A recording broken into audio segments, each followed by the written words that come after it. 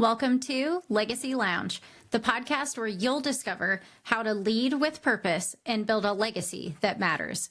So if you're ready to step into your full potential, show up authentically for yourself and others, and create a lasting impact on the world, you're in the right place.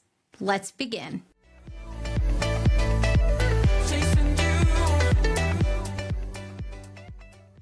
Hey everyone, welcome to another episode of the Legacy Lounge. I'm your host, Brin'na Rollins-Williams, and before I get into today's episode, I do want to acknowledge what is happening in our world right now and across the country. My heart has been with everyone in the state of Minnesota. It has been with every person who is living in constant fear in and outside of that state, with every family that is being torn apart, and with every community that is under attack. And as a leadership coach, I know the power of speaking up in moments where silence feels safer. And I also know that silence solves nothing.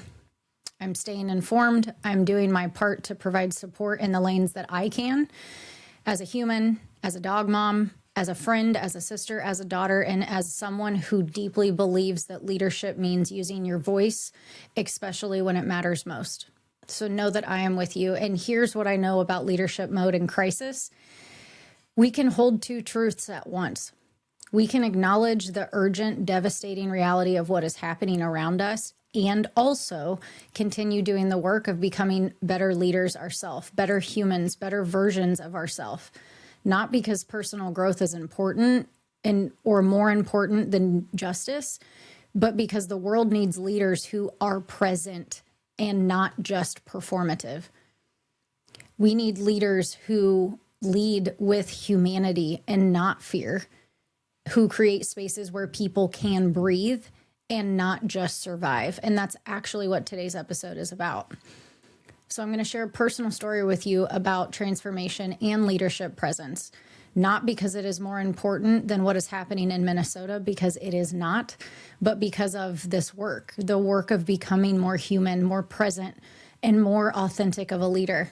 This is how we show up for the moments that matter most.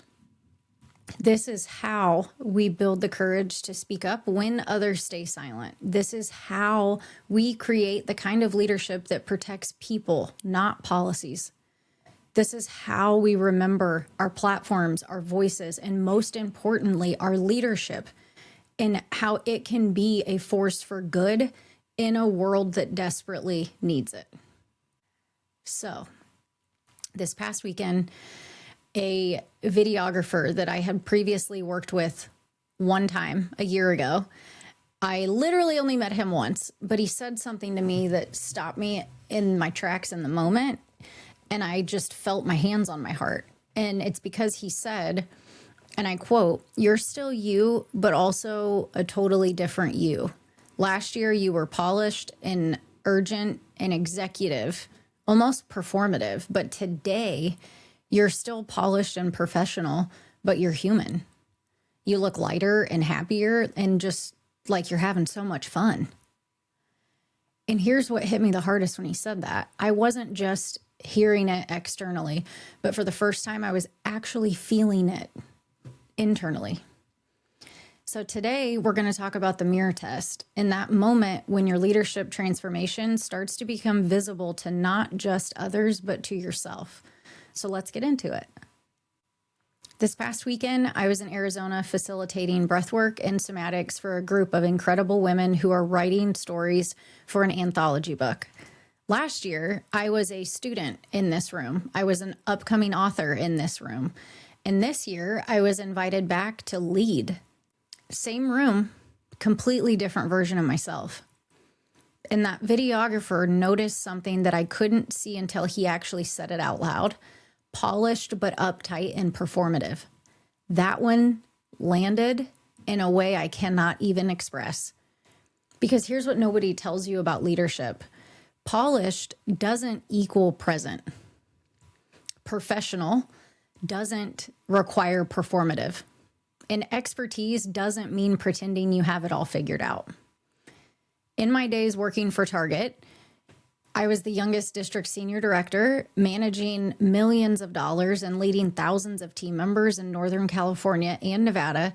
I hit every number. I won the awards. I built sustainable team pipelines. I promoted people. But here's the truth. I was exhausting to work for. My teams performed because they had to, not because they were inspired to.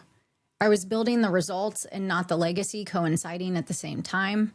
I was so focused on being polished and never showing weaknesses that I forgot what it was like to be human. And that costs your team more than you even realize. When you are uptight, your team can't breathe. When you're performative, your team can't trust. And when you're polished but not present, your team cannot connect. And without connection, you're just managing bodies. You're not even leading humans. So for me, what changed last year and this year, it was my own truth and how I operate and exist in my own life. My resume did not change. My expertise did not magically expand. What changed is internal. 2024 and 2025 were complete years of transformation personally. I started therapy. I started attending a yoga studio, fell in love with sitting in silence and actually understanding how I breathe. So much so I'm now teaching. I'm taking a 200-hour teacher training that begins in a couple weeks. I chose to stop drinking. I chose to leave my corporate identity that I had built my entire adult life and success around. And I had to rebuild that from scratch. I chose to. I had to sit with uncomfortable questions of who am I when I'm not performing? And let me tell you, that process was messy, but my message came from that mess. There were days I wanted to quit, multiple. There were days when I thought maybe I should just go back to what's familiar. Even if it was exhausting, at least I felt good at it. But here's something that I've learned in the process. The process works when you choose to trust and work the process itself. You can't skip those steps. You can't bypass discomfort. You can't polish your way through transformation. And here's the paradox. You have to stay a student while also choosing to lead others, because class is always in session for a leader. Even when you are the expert in the room, even when people are looking to you for the answer, you're still learning, you're still growing, and you're still figuring it out. And that's not a weakness. That's okay. That's also your superpower. Because when you choose to show up as a student leader, when you're willing to say, I don't have this all figured out, but I'm committed to figuring it out with you, alongside you, that's when your team and those that you inspire around you can actually breathe. They can trust and they can connect. That's when they feel the permission to be human too. That's where you actually start to build magnetic teams in any capacity, instead of just managing projects and managing people. Breathing and leading. That's my new mantra, because you can't lead well if you can't breathe. And most importantly, your own team and those around you that you inspire, they can't thrive if they're holding their breath, waiting for you to just give the answers. So here's a question I want you to sit with, and I mean really sit with it. When your team goes home at night, what do they say about you at the dinner table? This is what I call the dinner table test, and it's one of the most important metrics of your leadership that you will never see on a performance review. Are they saying things like, she's polished, but man, she's exhausting to work for. I can't ever relax around her. Or are they saying, yeah, she's real. She challenges me, but she also sees me. And she makes me want to be better because I'm inspired, not scared.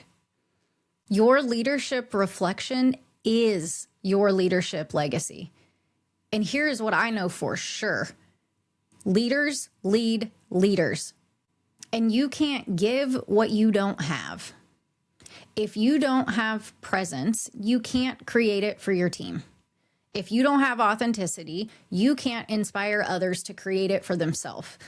And if you don't have the courage to be human, your team won't feel safe being human either.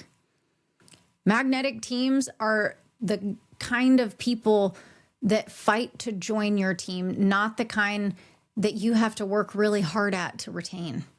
They're not built by perfect leaders. They are built by present ones.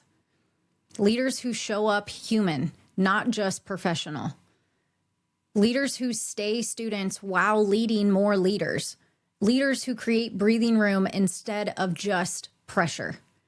The leaders who build connection through authenticity and not perfection, those are the kind of leaders who inspire, who engage a team, and who retain their talent at all levels. So my challenge for you today is, what reflection are you creating for your team? Not what your LinkedIn says, not what your title in the job description implies, but what are they actually experiencing when they are around you? Are you polished and uptight, or are you professional and human? Are you performing leadership, or are you embodying it? Are you creating pressure, or are you creating breathing room? And here's the bigger question. When the world is on fire, what kind of leader do you want to be? The kind that stays silent because it seems safer, or the kind that speaks up because it's necessary? The kind who performs perfection, or the kind who shows up with full humanity? The kind who creates fear, or the kind who creates space for people to breathe? Because remember, class is always in session. I am committed to staying a student while leading others, and I'm inviting you to do the same. Because the work of transformation is never done on the self. It's ongoing, it's uncomfortable, but it is absolutely necessary, especially right now. We need leaders who are present. We need leaders who are human. We need leaders who use their voices and their platforms and show up for what matters. That's the legacy I'm building. And I invite you to join me and do the same for you. If this episode resonates with you in any way, please share it with me on LinkedIn, Instagram, leave a comment on the podcast. I read every message, and I promise you I will respond. And if you're navigating your own leadership transformation and need support, let's talk. You can book a complimentary call with me. No sales pitch, just an honest conversation. The link is in the show notes. But I think that about does it for today's episode. So, all right, friends, from the heart, keep breathing and leading, and keep showing up for what matters most. I'll see you next week.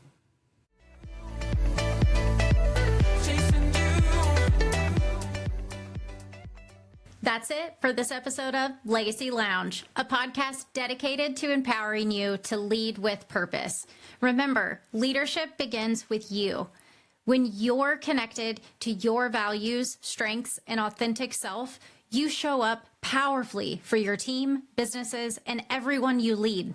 To authentically lead others, you must first lead yourself.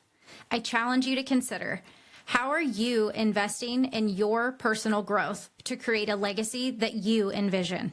Thank you for joining me in the Legacy Lounge. If this episode sparked any thoughts or inspired action, I'd love to hear from you. I'm your host, Brin'na Rollins-Williams. Connect with me on LinkedIn or other socials, and let's continue the conversation. Remember, your legacy is built one intentional step at a time.